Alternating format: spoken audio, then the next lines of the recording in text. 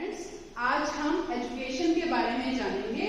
Philosophical understanding of education, शिक्षा की दार्शनिक समझ, मतलब शिक्षा होती क्या है, उसका नेचर क्या है, ह्यूमन सोसाइटीज में उसकी क्या नीड है, मतलब शिक्षा की जो प्रकृति और आवश्यकता है उसकी खोज करना, छानबीन करना, मतलब मेनली ये एजुकेशन क्या है, कैसे इसका डिराइवेशन उद्भव हुआ, कैसे ये फॉर्म में आई, किस तरह से इसके बारे में पाश्चात्य या भारतीय जो भी हमारे शिक्षाविद हैं उन्होंने इसके बारे में क्या कहा। तो इससे रिलेटेड जो जो हमारे क्वेश्चंस बनते हैं वो इस तरह से हैं कि शिक्षा से आपका क्या अभिप्राय है, भारतीय और पाश्चात्य विचारक ने किस प्रकार परिभाषित किया है, शिक्षा के अर्थ तथा प्रकृति का वर्णन कीजिए, वही मीनिंग एंड नेचर हो गया, शिक्षा क्या है, शिक्षा की विशेषताओं का वर्णन कीजिए। जब हम इसकी डेफिनेशंस पढ़ते हैं तो उसके आधार पर ही इनकी विशेषताएं बनती हैं, उनके बारे में जानेंगे। और शिक्षा शब्द की व्युत्पत्ति तथा उद्भव के बारे में विवेचना कीजिए, मतलब डिराइवेशन और ओरिजिनल हुआ कैसे है ये जो टर्म एजुकेशन है इसका। तो वो यही सब क्वेश्चंस के बारे में आज हम डिटेल में इस क्वेश्चन में समझेंगे। देखिए स्टूडेंट्स, हम इस धरती पे जितने भी प्राणी हैं उसमें मनुष्य का जीवन जो है वो सर्वोत्तम माना जाता है। इसलिए क्योंकि मनुष्य जो है ईश्वर की अपने आप में एक अनुपम रचना है। हालांकि मनुष्य का जीवन बहुत जटिल और प्रगतिशील है, मुश्किलों से बढ़ा हुआ है, लेकिन फिर भी आगे बढ़ता रहता है मनुष्य। तो उसके जीवन में मेनली क्या है कि दो पहलू होते हैं, एक तो है शारीरिक और दूसरा है सामाजिक और सांस्कृतिक। और इन्हीं पहलुओं, ये जो हमारे सामाजिक और सांस्कृतिक दो पहलू हैं, सोशल और कल्चर, इन्हीं के आधार पर उसका जीवन, मनुष्य का जीवन आगे बढ़ता रहता है। देखिए शारीरिक जो पक्ष है उसके लिए तो सिर्फ क्या है कि भोजन की आवश्यकता है, कि शरीर है हमारा, उसकी जो आवश्यकताएं हैं वो हमने पूरी करनी है और वो भोजन से और जो बेसिक नीड्स हैं उससे पूरी हो जाएंगी। शरीर का विकास, जो दैनिक कार्य हैं वो उसका दैनिक जो भी हम कर रहे हैं डेली वर्क और साथ साथ भोजन पर निर्भर करता है। लेकिन जो सांस्कृतिक और सामाजिक विकास है उसके लिए शिक्षा बहुत ज्यादा जरूरी होती है। और इसी शिक्षा के आधार पर ये जो शिक्षा है इसके द्वारा वनस्पति, पशु आदि अन्य प्राणियों और मानव में अंतर होता है। देखिए जो दो पहलू की हमने बात करी, शारीरिक और दूसरा सामाजिक और सांस्कृतिक। अब शारीरिक पहलू तो हमें पशु पक्षियों में भी मिलेगा, वो भी अपने शरीर का ध्यान रखने के लिए, शरीर को ठीक रखने के लिए बेसिक नीड्स जो उनकी हैं वो पूरा करते हैं, भोजन वो भी खाते हैं, वो भी जीवित रहते हैं। लेकिन उनसे जब हम अलग होते हैं किस आधार पर, सामाजिक और सांस्कृतिक आधार पर, और इस सामाजिक और सांस्कृतिक आधार के लिए शिक्षा का होना बहुत ज्यादा जरूरी है। तो ये जो सामाजिक और सांस्कृतिक ज्ञान है केवल मानव के पास ही है, मानव ही करता है, मानव, और केवल मानव के पास ही शिक्षा प्राप्त करने का वो मानव ही सुयोग्य हमारा पात्र है। शिक्षा के द्वारा वह नए नए विचारों को, जीवन के विभिन्न रूपों का आदान प्रदान करता है, उनको ग्रहण करता है और इसके द्वारा ही वो अपनी बुद्धि और ज्ञान में वृद्धि करता है। मतलब शिक्षा के द्वारा ही उसकी बुद्धि का विकास भी होता है, उसके ज्ञान में वृद्धि होती है, मतलब नॉलेज बढ़ता है। और इसी ज्ञान के आधार पर वह संसार में अपने इच्छा अनुसार मंगल और अमंगल भावनाओं की सृष्टि करता है, मतलब नई नई चीजें देखता है, हर चीज करता है। और शिक्षा के द्वारा ही वह समस्त संसार पर शासन करता है। मतलब शिक्षा ही एक ऐसी है, शिक्षा ही जो जीवन की एक मुख्य प्रक्रिया मानी गई है।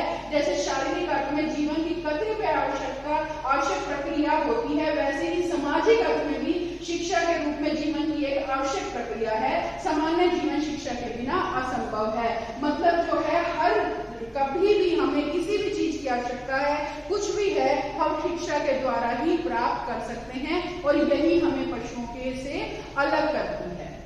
अब हम मीनिंग देखेंगे कि ये शिक्षा है क्या, इसका अर्थ क्या है। देखिए इसे कोई हम किसी एक परिभाषा में नहीं बांध सकते कि शिक्षा है क्या। जैसे यहाँ पे इन्होंने एग्जाम्पल भी दे रखा है कि शिक्षा की परिभाषा को सीमा में बांधना उतना ही कठिन है जितना कि किसी वेगवती नदी के प्रवाह के तटों से बांधना, कि किसी नदी को बांधना। फिर भी इसके संबंध में काफी कुछ अलग अलग जो हमारे विचारक हैं, शिक्षाविद हैं, काफी उन्होंने डेफिनेशंस दी हैं, बताया है। अपना अपना दृष्टिकोण जो है देश काल के अनुसार जैसे जैसे प्रगति होती गई, देश आगे बढ़ता गया, नए नए विचारक आए, सबने अपने विचार रखे। वो ये कहते हैं इसलिए कि ये भावात्मक है और इसमें कुछ संचालन शक्ति है। मतलब शिक्षा के द्वारा ही हम आगे बढ़ रहे हैं। शिक्षा का विकास होगा तो ही देश का विकास होगा। इसीलिए कई युगों से इस शब्द के जो है अनेक शब्द उत्पन्न होते रहे हैं और हो भी रहे हैं। नए विकास के अनुसार इसके अंदर चेंजेस, जिस चेंज की अगर जरूरत है, अगर देश में कुछ भी हमें परिवर्तन करना है तो वो शिक्षा के द्वारा ही संभव होता है। आज भी हम ये कहें जो शिक्षा के बारे में दिए गए मत हैं वो अधूरी हैं और इतिश्री नहीं हुई है, मतलब वो खत्म नहीं हुए हैं। और ये निश्चय के साथ किया जाता है कि शायद ही कभी शिक्षा की सर्वांगीण परीक्षा जो परिभाषाएं हैं, सर्वांगीण परिभाषा कभी दी जाए। इसके अर्थ और उद्देश्य में गति है, मतलब निरंतर परिवर्तित होते रहते हैं। सजीवता है जो सदा विकासशील तथा परिवर्तनशील बनी रहेगी। मतलब शिक्षा का जो शब्द है ये नई और इसमें चीजें जुड़ती रहेंगी, नई चीजें आती रहेगी कि कैसे विकास संभव है। अब हम देखेंगे ये जो शिक्षा वर्ड है किस तरह से इसका डिराइवेशन हुआ, ओरिजिन हुआ, व्युत्पत्ति कैसे हुई। व्युत्पत्ति के आधार पर भी शिक्षा शब्द के कई अर्थ होते हैं। कई लोगों का मत है कि ये जो एजुकेशन वर्ड है लैटिन भाषा के 3 शब्द हैं हमारे, एजुकेयर, एजुसियर और एजुकेटम, इनसे हुई है। एजुकेयर का अर्थ है लालन पालन करना, मतलब देखभाल करना। एजुसियर है प्रेरणा, इसका अर्थ होता है प्रेरणा। और एजुकेटम से है शिक्षण अथवा प्रशिक्षण का भाव हमारा निकलता है। तो ये जो एजुकेयर और एजुकेटम है ये तो बहिर्मुखी विकास, क्योंकि एजुकेयर है देखभाल करना और एजुकेटम है शिक्षण और प्रशिक्षण। लेकिन इनमें से जो एजुसियर है वो प्रेरणा, प्रेरणा जो होती है हमारी इंटरनल होती है, हम खुद किस चीज के लिए तैयार हैं, हम कैसे प्रेरित हैं। तो इसीलिए एजुकेयर और एजुकेटम तो बहिर्मुखी विकास से और एजुकेयर हमारे बालक के अंतर्मुखी विकास के प्रेरक हैं। इसलिए जब बच्चा शिक्षा ग्रहण करता है तब उसके इन दोनों क्षेत्रों का विकास आवश्यक है। मतलब अंतर्मुखी विकास भी जरूर करना है और बाहिर्मुखी विकास की भी आवश्यकता है। अंतर्मुखी विकास के बल पर वह अपने ज्ञान को बढ़ाएगा और बहिर्मुखी धरातल पर वह अपने अनुभव को बढ़ाएगा। मतलब अंतर्मुखी में तो क्या होगा, उसका ज्ञान बढ़ता चला जाएगा, उसकी नॉलेज बढ़ेगी। और जब बाह्य विकास होगा तो वह जो उसके अनुभव हैं वो बढ़ेगा। और अनुभव के अंदर गति, स्वभाव, आचार व्यवहार, योग्यता, ये सारी बातें आती हैं जिसमें प्राणी संसार में निपुण बन जाता है। और इसी ज्ञान और अनुभव का जब सामंजस्य होगा तब बालक व्यवहार कुशल बन जाएगा। मतलब जब उसका ज्ञान भी बढ़ेगा, उसका व्यवहार, अनुभव सब कुछ इंप्रूव होता चला जाएगा तो वो व्यवहार कुशल हो जाता है। और शिक्षा का यही मुख्य उद्देश्य होता है। शिक्षा का उद्देश्य ऑलराउंड डेवलपमेंट और अनुभव के आधार पर वो नई चीजें वो सीखता चला जाता है और व्यवहार कुशल हो जाता है। शारीरिक विकास, आर्थिक विकास या सांस्कृतिक विकास, ये सब शिक्षा के बहुत ही हमारे महत्वपूर्ण पहलू हैं। सभी इनका हमारे काफी सारे पहलू होते हैं, उनमें से ये महत्वपूर्ण है। यदि कोई व्यक्ति शारीरिक तौर पर विकसित है और उसमें बाकी कोई मानसिक, आर्थिक, सामाजिक, नैतिक विकास नहीं हुआ तो हम उस व्यक्ति को पूर्ण शिक्षित कभी भी नहीं कहेंगे।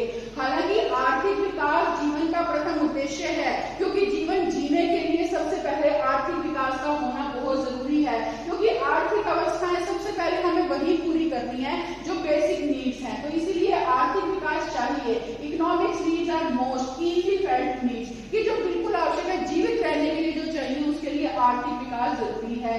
जो काफी सारे मानव के पहलू हैं उनमें से आर्थिक पहलू भी एक इम्पोर्टेंट काफी हमारा है। लेकिन सिर्फ इस पहलू पर ही हमने बल नहीं देना, जीवन के और भी महत्वपूर्ण हमारे पहलू होते हैं।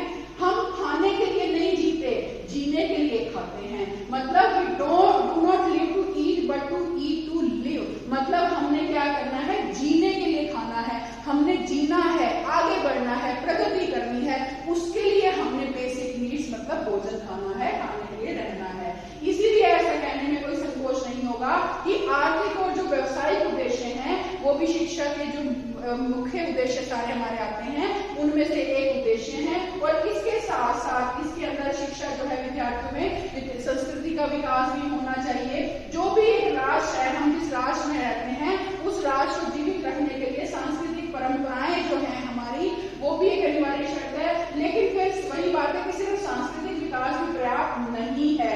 जन्म के यहाँ पे एक एग्जाम्पल भी दिया गया है, जैसे पंचतंत्र में है, जो जन्म से अंधे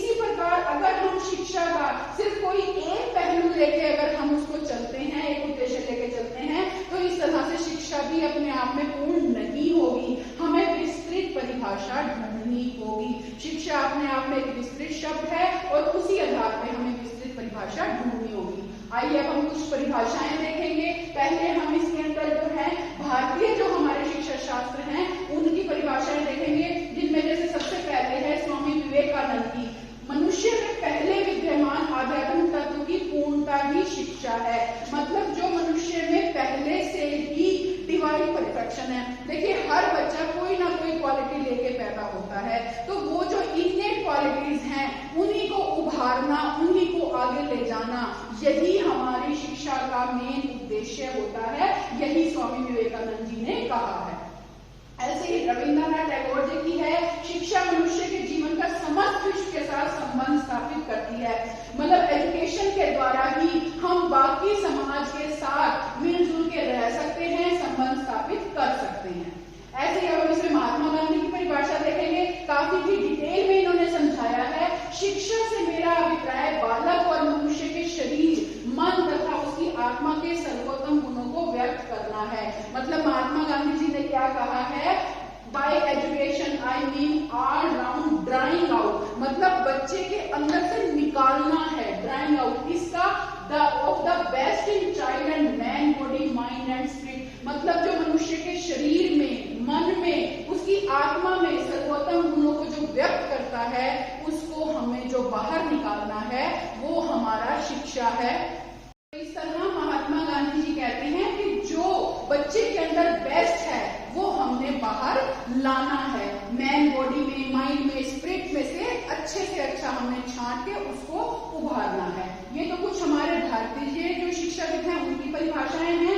अब हम कुछ जो हमारे पाश्चात्य विचारक हैं, मतलब जो वेस्टर्न थिंकर्स हैं, उन्होंने क्या कहा है, उनमें सबसे पहले हम पेस्टोलॉजी की डेफिनेशन देखेंगे। पेस्टोलॉजी ने शिक्षा को मनोवैज्ञानिक आधार देने का प्रयास किया है। वो ये कहते हैं कि शिक्षा जो है मनुष्य की आंतरिक शक्तियों का प्राकृतिक, संतुलित और प्रगतिशील विकास है। मतलब एजुकेशन जो है वो नेचुरल, हार्मोनियस और प्रोग्रेसिव डेवलपमेंट है। किसका?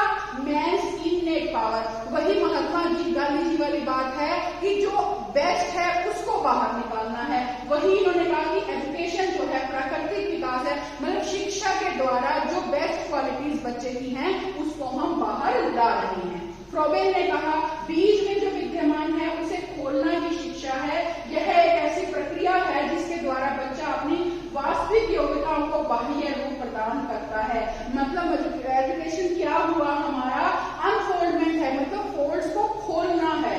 बीज में जो विद्यमान है, जो पहले से ही क्वालिटीज हैं, उसको शिक्षा के द्वारा वास्तविक योग्यताओं को बाहर लाना है।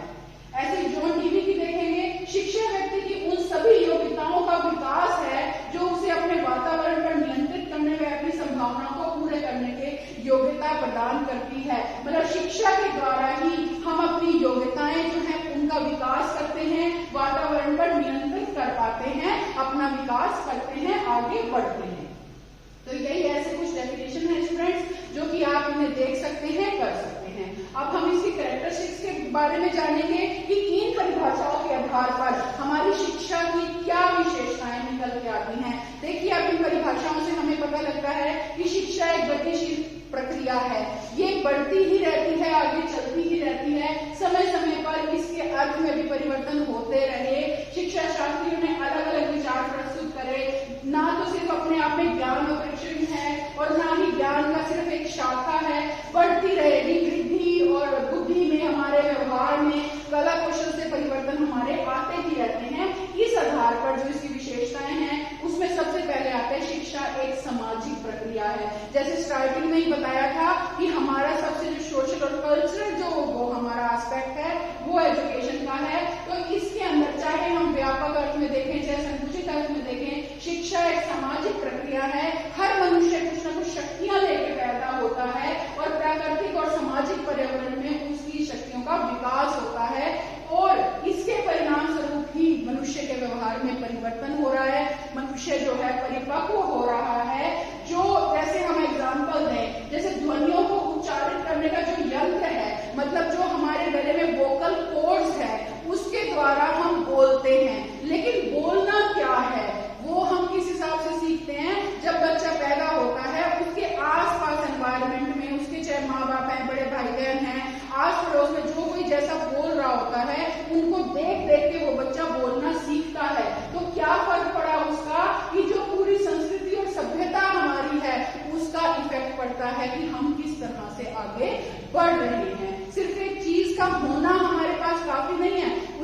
विकास किस तरह से होता है। तो ऐसे ही फिर हमारी शिक्षा सामाजिक प्रक्रिया है कि उस पर समाज का इफेक्ट पड़ता है। फिर शिक्षा निरंतर विकास की प्रक्रिया है, कंटिन्यूअस है। देखिए शिक्षा जो है सिर्फ विद्यालय तक सीमित नहीं है कि स्कूल में जो पढ़ लिया वहां खत्म, नहीं, ऐसा नहीं है। वास्तविक अर्थ में ये जन्म से लेकर मृत्यु तक चलती है। जन्म के कुछ समय पश्चात ही बच्चा कुछ ना कुछ सीखना शुरू कर देता है, जीवन में नए नए अनुभव करता है, हमेशा कुछ ना कुछ सीखता रहता है, एक दूसरे व्यक्तियों से भी सीखता रहता है। तो इस तरह से शिक्षा की जो प्रक्रिया है वो पीढ़ी दर पीढ़ी चलती रहती है। मनुष्य समाप्त हो जाते हैं लेकिन शिक्षा अनुभव समाप्त नहीं होते, वो आगे से आगे चलते रहते हैं। शिक्षा कभी विश्राम नहीं लेती। इस तरह से शिक्षा एक निरंतर प्रक्रिया है।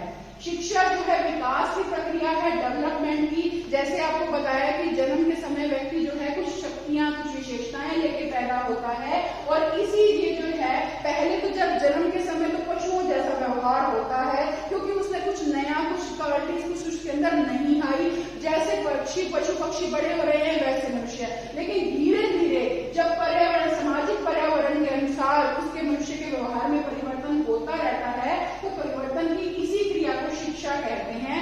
मनुष्य अपने अनुभव को भाषा के माध्यम से सुरक्षित रखता है, उसके अपने आने वाली पीढ़ी को आगे सौंप देता है। मतलब जो एक अपना अधिकार, अपनी चीजें, अपनी संस्कृति है वो व्यक्ति अपने आगे आने वाली पीढ़ी को सौंप देता है, तो उससे क्या है कि ये आगे से आगे चलती रहती है। जॉन डीवी ने भी कहा शिक्षा अनुभव के निरंतर पुनर्निर्माण तथा जीवित रहने के लिए प्रक्रिया है। शिक्षा अनुभव द्वारा, अनुभव के लिए और अनुभव से संबंधित होती है। मतलब अनुभव के लिए है, होगी भी अनुभव के लिए और अनुभव से संबंधित रहेगी, रिलेट रहेगी। मतलब हम एक्सपीरियंस से ही सीख रहे हैं, अनुभव से ही हमें अनुभव प्राप्त होते हैं और अनुभव की ये प्राप्ति ही शिक्षा होती है।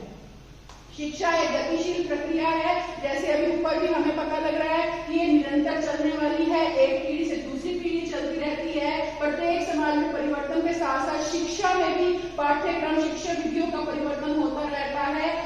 जो भी शिक्षा है वो सामाजिक परिवर्तन को स्वीकार करते हुए आगे बढ़ती रहती है। मतलब जो भी सामाजिक परिवर्तन है शिक्षा उसे स्वीकार करती है और फिर वो आगे बढ़ती चली जाती है। यही गतिशीलता है।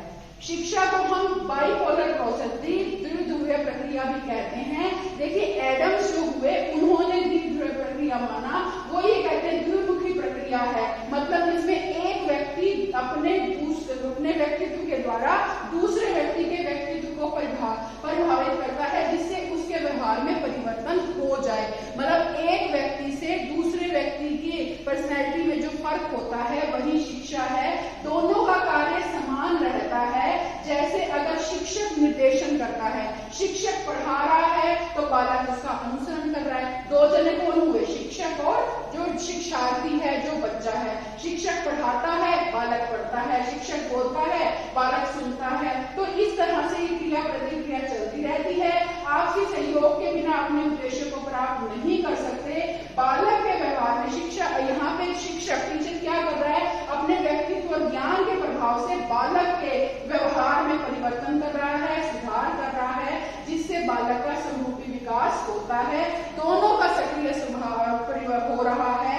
सक्रिय जो है इसमें उनका आपस में उन दोनों का ही परिवर्तन है, उनके अंदर चीजें हैं, सहयोग है, तभी ये द्विध्रुवीय हमारी बाइपोलर प्रोसेस किया जाता है। ऐसे में जॉन डीवी ने, जैसे आपको बताया, अर्थों में भी परिवर्तन होते रहे, चेंजेस होते रहे। आगे आके फिर जॉन डीवी ने इन्हें बाइपोलर की बजाय ट्राइपोलर मान लिया। उन्होंने ये कहा कि शिक्षक और बालक तो हैं, लेकिन उसके साथ साथ सामाजिक वातावरण भी है। तो ये हमारी ट्राइपोलर प्रोसेस बनती है। शिक्षक जो है बालक को सिखा रहा है, लेकिन सामाजिक वातावरण में वो बता रहा है। जैसा वातावरण होगा उस हिसाब से वो शिक्षा देगी, जो बताना होगा उसी के अनुसार हो पाएगा। टीचर का क्या रोल है शिक्षा की प्रक्रिया में, वो अपने एक अच्छा जो शिक्षक है अपने व्यक्तित्व से बालक को प्रभावित करेगा, बालक को स्वतंत्र प्रगति और विकास में सहायता करेगा, सत्य की तरफ बढ़ने के लिए, अपने एम्स को अचीव करने के लिए करेगा, उसे क्षमता प्रदान करेगा कि वो अपने गोल्स को अचीव कर पाए और वो आगे से आगे प्रेरणा बने। और साथ साथ उसके अतिरिक्त उसके ऊपर थोपेगा नहीं कि वो अपना अनुयायी या दास नहीं बनाएगा, बल्कि खुद एक अच्छी बच्चे की एक अच्छी पर्सनैलिटी डेवलप करने में मदद करेगा। और यही मेरे है, जितने भी शिक्षा के उद्देश्य हैं उनमें एक मुख्य उद्देश्य ये होता है चरित्र निर्माण करना। तो इसके लिए शिक्षक के व्यक्तित्व का महत्वपूर्ण स्थान है। ऐसे ही फिर बच्चे का क्या रोल है? शिक्षा का जो दूसरा पोल है, जैसे ट्राइपोलर की बात करें, दूसरा जो पोल है वो बच्चा एक शिक्षार्थी है। मनोविज्ञान का विकास हो जाने के कारण जो आधुनिक विचारधारा है उसमें भी बालक के काफी महत्वपूर्ण इसके स्थान को स्वीकार किया गया है। वो ये कहते हैं जो समझ शिक्षा है बच्चे के लिए है, बच्चा शिक्षा के लिए नहीं है। मतलब हमें जब अगर शिक्षा के उद्देश्य निर्धारित करने हैं तो हम बच्चों के अनुसार मतलब बाल केंद्रित शिक्षा बनाएंगे जो बच्चों की रुचियों, अभिरुचियों, क्षमताओं और मनोवृत्ति पर आधारित होगी। शिक्षा जो है जब शिक्षक ने पढ़ाना है बच्चे को तो बच्चे को सच्चे अर्थ शिक्षित करने के लिए उसकी रुचियां, अभिरुचियां, मनोवृत्तियां इन सब का ध्यान रखना होगा। और शिक्षक अपने विषय का ज्ञान होने के साथ साथ उसे बालक का भी पूर्ण ज्ञान होना चाहिए।